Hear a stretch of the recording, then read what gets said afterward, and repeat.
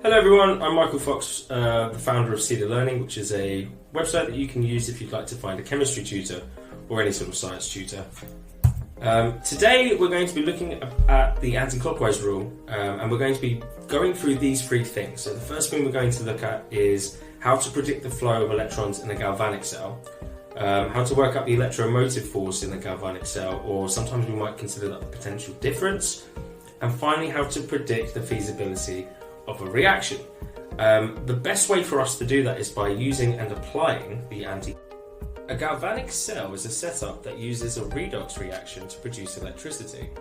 One half cell will lose electrons, that's oxidation, and the other half cell will gain electrons, and that's reduction.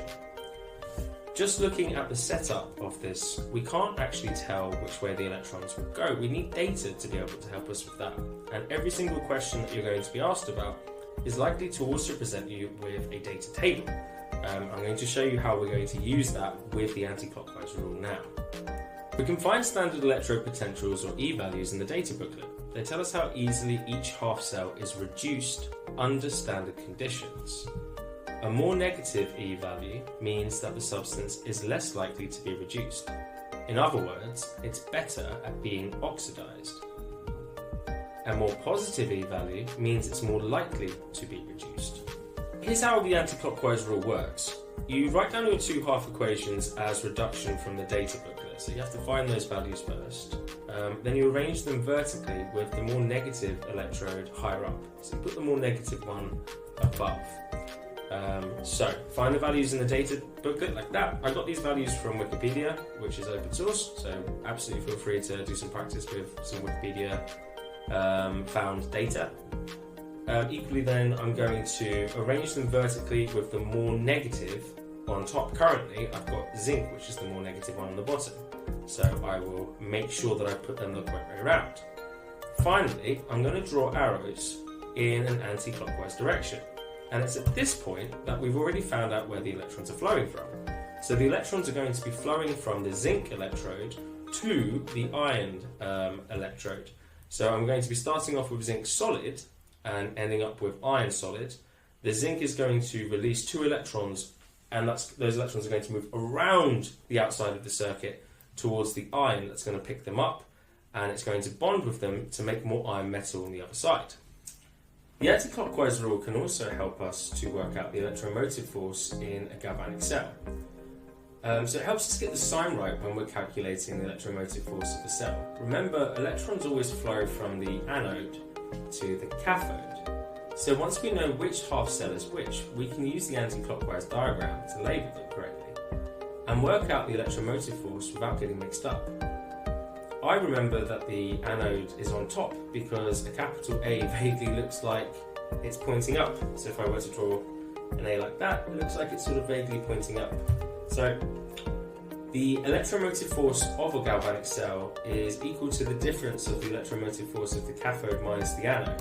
So as long as we get them the right way around, we're laughing. The anode is the electrode where oxidation occurs, and the cathode is the electrode where reduction occurs. This is the simplest definition to help you to remember which electrode is which if you're just looking at half cells, half equations. I find that this sort of cartoon is also really helpful. So I've got Sparky the red furred cat, because the cathode is where reduction occurs. So in this reaction here, the zinc is going backwards, it's losing electrons, and the iron is going forwards, it's gaining electrons. So the zinc is losing electrons, the iron is gaining electrons. So if the zinc is losing electrons, that's the site of oxidation, and the iron is gaining electrons, that's the site of reduction. Which means that the top one is always going to be the anode, and the bottom one is always going to be the cathode, as long as we put the more negative value on top. The biggest mistake that students make when using the anti-clockwise rule is getting those the wrong way around, so don't make that mistake. We've worked out that we can use the anti-clockwise rule to figure out the direction of the flow of electrons in a galvanic cell. The next thing I want to show you is how to work out the overall electromotive force inside a galvanic cell. This equation might seem familiar to you from some of the lessons that you might have had in school or just from some of your private studies yourself. What this is saying is that the overall electromotive force of a galvanic cell can be found by finding the difference between the electromotive force at the cathode minus the electromotive force at the anode. Figuring out which one is which under the pressure of an exam can be really difficult. So having systems in place to make sure that you can do this with confidence is really important. This is why I think using the anti-clockwise rule again to help you with this calculation problem, even though it's just a small calculation, can be really powerful, because obviously one of the biggest mistakes that could be made with this sort of calculation is just getting the signs wrong way around. You know, if you've mixed up your cathode and your anode, you're going to end up with the wrong answer, aren't you? So in terms of remembering which electrode is which, the best way to remember is by the kind of chemical reaction that happens at each. So the anode is the electrode where oxidation occurs, and the cathode is the electrode where reduction occurs. Going back to our anti-clockwise rule, we can see here that zinc is going backwards, so the zinc is losing electrons, and the iron is taking the forward reaction where it's being reduced. So oxidation is occurring at the zinc electrode, and reduction is occurring at the iron electrode. Now this is incredibly important because it means that oxidation will always be the top one, reduction will therefore always be the bottom one. As long as we put the more negative value on top, we will always have our anode on top and our cathode on the bottom. And two wrongs don't always make a right, but when we minus a negative value, that is the same as adding it. So in the case here, I'm taking away minus 0.7618, which is the same as adding it on. And when I find the sum of these two values, I end up with a positive value. I end up with 0.3218 volts. That tells me a couple of things. One of the things that tells me is that this reaction is feasible. This reaction could occur. And the other thing it tells me is that I've got my arrows the right way around for the anti-clockwise rule. If this value ended up being negative, that would tell me that the reverse reaction is possible. So I'll give you a couple of examples here, just a quick look that we have got through the second part of our learning objectives. So I have two reactions here, two ionic equations, I guess. It would have been better if I put state symbols in, but we're not perfect.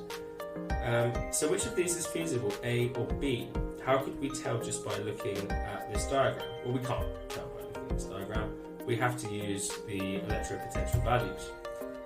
Using the anti-clockwise rule again, it shows me the two half equations that are occurring, because I'm going from zinc solid to zinc ion, and from iron ion to iron solid. If I were to smush these two half equations together, remove the electrons to get the ionic equation, this is the equation I get. So this is the overall chemical reaction that's happening when I put these two half cells together. So the answer's got to be B. And that is not an exhaustive list, but quite a good list of some of the reasons why when you come across problems that show you a series of electrode potentials, you should keep the anti-clockwise rule in check. My name is Michael Fox, thank you for listening, and if you would like to book in some time with me to help with chemistry, please head over to clearlearning.org.